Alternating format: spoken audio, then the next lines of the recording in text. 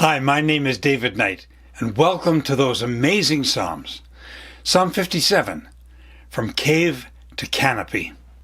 In the summer of 2018, 12 teen soccer players in Thailand and their young coach were exploring a cave one afternoon when suddenly the monsoon rains began, partially flooding the cave and blocking their exit. They were trapped 4 kilometers in from the mouth of the cave.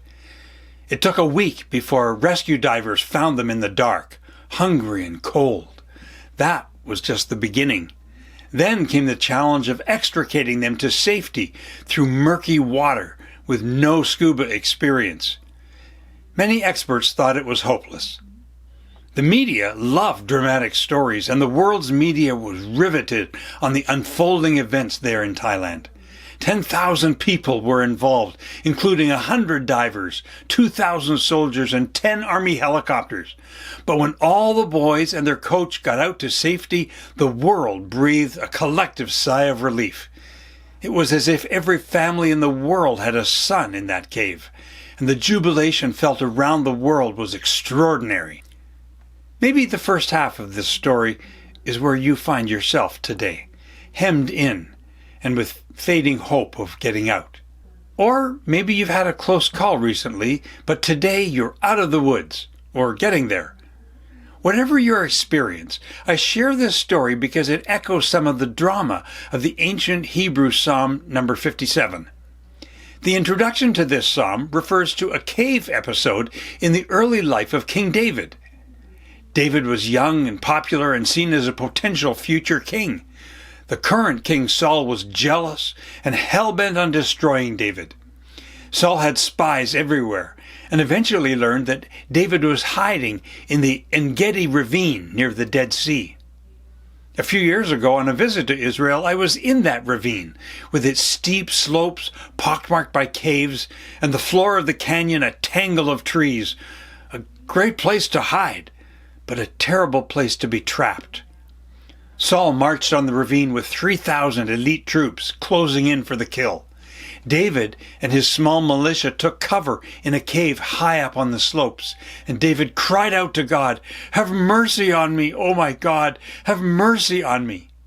You can't miss the intensity of his desperation, but there's also a depth of trust in his cry for help. The psalm doesn't tell us what happened, how God answered David's cry for help, or how David escaped from the cave. The psalm is really a prayer written after the fact, describing the reality of the crisis, and David's vision of God, and his jubilant joy when it was all over. As such, the psalm gives us words and perspective to pray through our own experiences of danger or threat. Or it can help us as a community to pray for people we know in their own caves of fear or misfortune. It begins with that spontaneous cry for help in verse 1, which is the foundation of all prayer, an honest cry with a mustard seed of trust in God's mercy. In verse 2, he says, "I cry out to God Most High," suggesting that God is not just out there, but a God who is immensely larger than our caves or our circumstances. "In you I take refuge," he says, and here the cave becomes a metaphor for God. David takes cover not just in a hillside cave, but in God, who protects and shelters him. "I will take refuge in the shadow of your wings until this disaster is past," he says. David knows that God has chosen him for a purpose, so he is confident that God will preserve him and fulfill God's purpose in his life. Despite the immediate threat, he knows it will pass. He has no idea how God will save him, but in verse 3 he imagines God sending his love and faithfulness as personified agents to save him. David counts on God somehow being true to his core nature of faithful love. You can read the story in 1 Samuel 24 to learn the remarkable coincidence by which God saved David, but the psalm focuses rather on David's heart as he faces his ordeal. "I am in the midst of lions," he says, "surrounded by fierce foes who are closing in on me, predators whose teeth and tongues are full of hatred and lies, taunts and threats." This complaint is not a lapse of faith, but true and honest self-disclosure. Again, the psalm invites us to pray into these words the specifics of our own foes and fears. Despite the danger, David entrusts himself to the greater power of God, drawing on a rich heritage of faith. Hundreds of years earlier, Moses had described God as an eagle that hovers over her young, spreads his wings, and carries Israel on his pinions. This became a vivid metaphor in Israel's vocabulary of faith and took root in David's own ancestral story.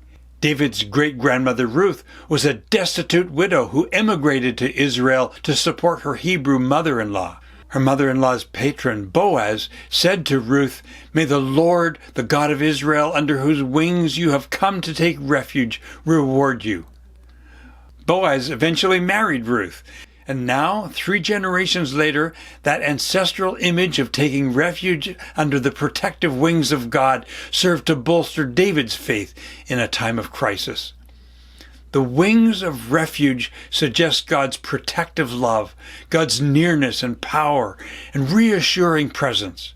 David may be in a cave far from home, surrounded by predators, but he couldn't be more secure under the shadow of God's wings. Perhaps that's an image that can reassure you today. Jim Elliot was a 29-year-old missionary in the jungles of Ecuador when he was speared to death by Huaorani tribesmen in 1956. The story of Elliot's life, called The Shadow of the Almighty, was one of the formative books of my life as a teenager. It wasn't so much the heroism of Elliot's death that inspired me, so much as his passion to pursue God as the overshadowing reality in his life. That image continues to motivate me to this day. This vision of God's protective presence stabilized David's heart. Earlier, he was bowed down in distress. But now he says, "My heart, O God, is steadfast. I will sing and make music." He's not just steadfast, but re-energized. He's up before dawn to sing God's praise. It's a new day.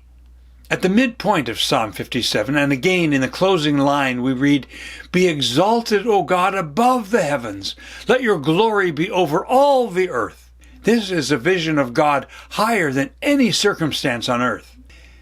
Tim Keller comments that David is no longer preoccupied with his urgent needs, but with the desire that God would be exalted. Deeper than disaster, danger, or distress, he says, is the desire for God to be glorified.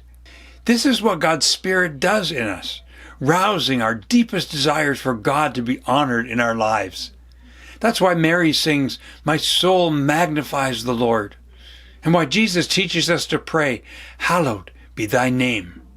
The psalm comes to a close, with David imagining God's love and faithfulness, which God sent his way in his crisis, now echoing back to God. "Your unfailing love is as high as the heavens, and your faithfulness reaches to the clouds." He looks up from the confining walls of the cave to the spacious canopy of the skies. This is one of the great benefits of praying the Psalms. They stir our imagination, they lift our spirit, and renew our vision and hope. When we find ourselves under pressure, with our world closing in on us, the Psalms help us to see beyond our cave to the canopy of God's faithful love and to the protective power of a God who bears us up on eagle's wings, whose love is higher than the heavens.